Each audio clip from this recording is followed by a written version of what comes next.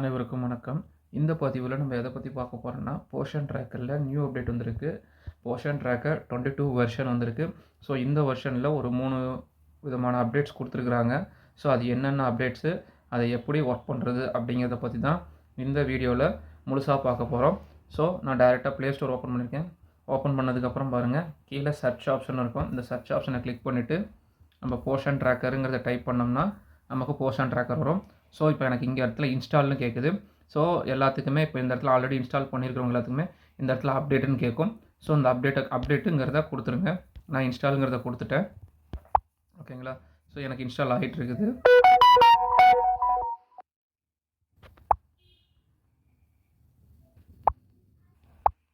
So இப்போ portion tracker install ஆகிட்டுருக்கு. So அது இன்ஸ்டால் ஆனதுக்கப்புறம் பார்த்திங்கன்னா நமக்கு இங்கே ஓப்பன் வரும். ஸோ அது வந்ததுக்கப்புறம் நம்ம ஓப்பன் கொடுத்துடலாம். நாங்கள் ஓப்பன் வந்துடுச்சு. நம்ம இங்கே ஓப்பன் கொடுத்துடலாம். ஸோ ஓப்பன் கொடுத்தோடனே நமக்கு வந்து லாங்குவேஜ் எல்லாம் செட் பண்ண சொல்லி கேட்கும்.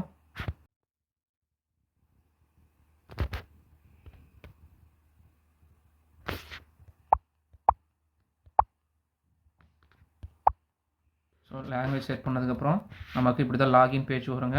ஸோ இந்த லாகின் பேஜுக்கு போகிறதுக்கு முன்னாடி ஃபர்கெட் எம்பின் பாஸ்வேர்டுன்னு இருக்குது பார்த்தீங்களா? ஸோ இதை கிளிக் பண்ணுங்கள். கீழே வந்து வெர்ஷன் 22ன்னு இருக்காங்கிறதையும் கன்ஃபர்மேஷன் பண்ணிக்கோங்க. நீங்கள் யூஸ் பண்ணக்கூடிய மொபைல் நம்பரை போட்டுருங்க.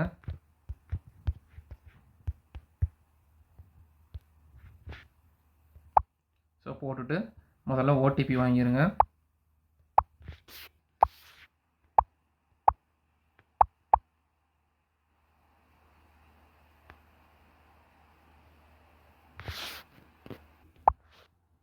ஸோ ஓடிபி அந்த நம்பருக்கு சென்ட் பண்ணியிருக்கிறோம். ஸோ அந்த ஓடிபி அந்த நம்பருக்கு சென்ட் பண்ணதுக்கப்புறம் நம்ம வந்து வாங்கி எடுத்து போட்டுடலாம். ஏன்னா ஓடிபி வந்து அந்த நம்பருக்கு சென்ட் ஆயிடுச்சு. ஸோ அந்த ஓடிபி வாங்கி போட்டு நம்ம OTP has been verified successful வந்துருச்சு. ஸோ அதுக்கப்புறம் நம்ம இங்கே எம்பின் செட் பண்ணோம். ஸோ இங்கே எம்பினை வந்து நம்ம 4512ங்கிறத செட் பண்ணிக்கிறோம். ஓகேங்களா? ரெண்டு இடத்துலையும் மேலேயும் 4512 கீழே 4512 செட் பண்ணிவிட்டு நம்ம சப்மிட் கொடுத்துறோம். சப்மிட் கொடுத்தோன்னே எம்பின் ஹேஸ் பின் சக்ஸஸ்ஃபுல் வந்துடும். ஸோ மறுபடியும் இங்கே வந்து பார்த்திங்கன்னா நமக்கு லாகின் வரும். ஸோ மறுபடியும் பழையபடி ஸோ அந்த லாகினை கிளிக் பண்ணிங்க அப்படின்னா உங்களுக்கு கூகுளில் போயிட்டு உங்களுக்கு இங்கே வந்து நம்ம என்ன நம்பர் யூஸ் பண்ணுறோமோ அந்த நம்பரை இங்கே டைப் பண்ணுற மாதிரி இருக்கும்.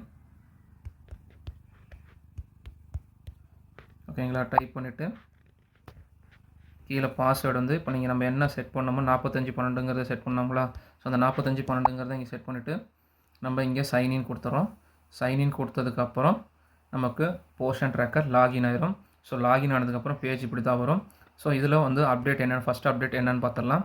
இங்கே ஃபஸ்ட்டு ஸ்க்ரீன்லேயே வந்து பார்த்தீங்க அப்படின்னா நமக்கு இப்போ டேட்டா சிங்க்ரனைஸ் ஆகுது. ஸோ சிங்க்ரனைஸ் ஆகி முடிவிட்டோம்.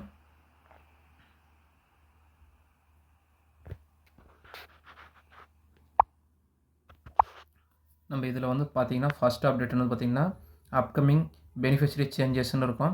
ஸோ நம்ம ஆக்ஷன் சென்டர் இருக்குது பார்த்திங்களா? ஸோ இதில் நமக்கு ஃபஸ்ட்டு ஸ்க்ரீன்லேயே இருக்கும். ஸோ இதை ஃபஸ்ட்டு நம்ம கிளிக் பண்ணுறோம். ஸோ இதை கிளிக் பண்ணதுக்கப்புறம் பார்த்திங்கன்னா expert delivery, inactive, category change. So இந்த மூணுமே வந்து நமக்கு ப்ரீவியஸாக தெரிஞ்சுக்கிற மாதிரி கொடுத்துட்டாங்க.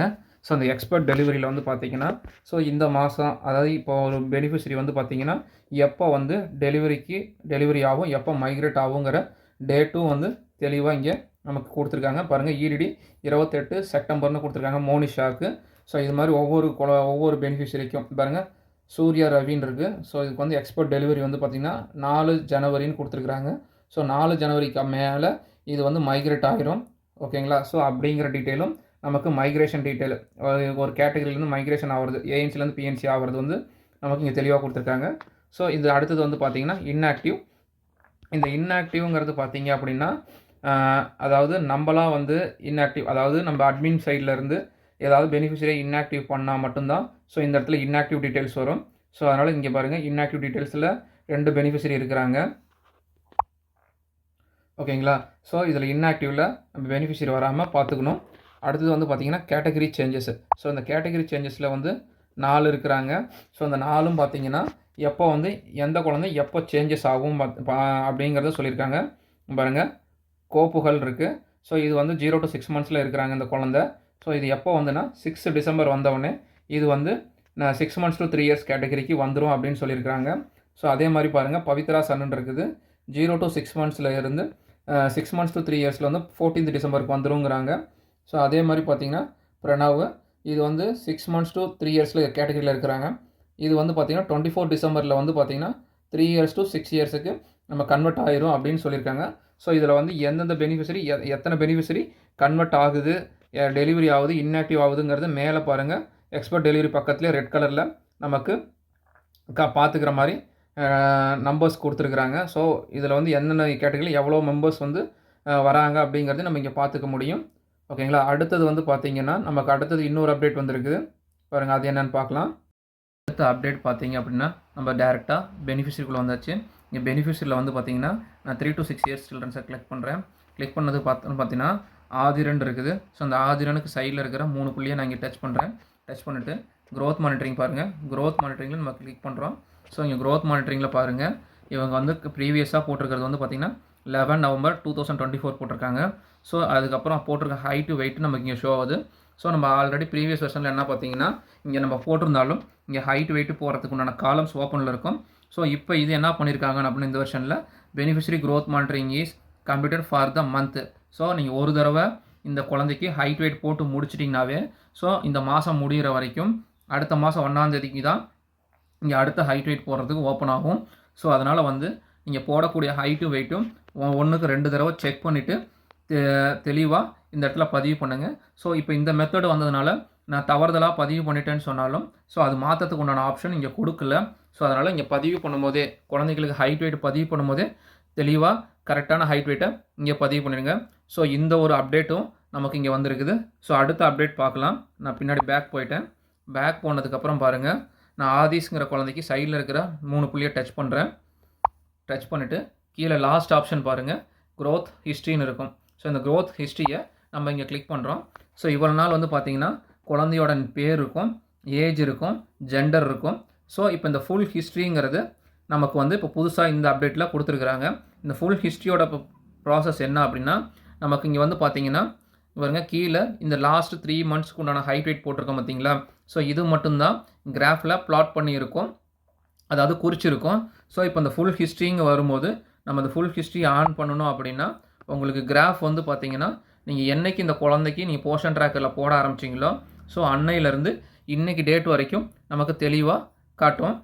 பாருங்கள் நான் க்ரோத் ஹிஸ்ட்ரி ஆஃப் பண்ணிடுறேன். ஏன்னா இது பாருங்கள் எப்போயிலேருந்து நம்ம பதிவு பண்ணியிருக்கிறோங்கிறத நம்ம 11/3/24 நம்ம இந்த குழந்தைய பதிவு பண்ணிட்டு வரோம். ஸோ அப்படிங்கும் போது ஸோ இந்த குழந்தைக்கு உண்டான டீட்டெயில்ஸ் வந்து இங்கே ஃபுல்லாகவே காமிக்குது. ஓகேங்களா. இந்த ஃபுல் ஹிஸ்ட்ரியை வந்து நம்ம ஆஃப் பண்ணதுக்கப்புறம் பாருங்கள் நம்ம லாஸ்ட்டாக பிளாட் பண்ண ஹிஸ்ட்ரி மட்டும்தான் காமிக்கும்.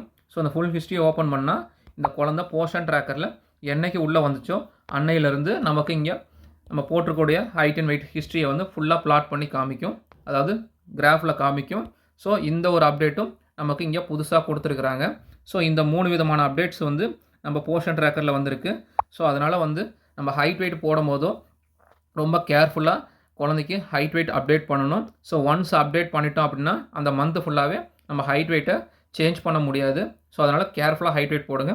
ஸோ இந்த வீடியோவை பொறுத்த வரைக்கும் ஏதாவது டவுட்ஸ் இருந்ததுன்னா கமெண்ட் செக்ஷனில் சொல்லுங்கள். உங்களோட டவுட் கிளாரிஃபை பண்ணப்படும். தேங்க்யூ.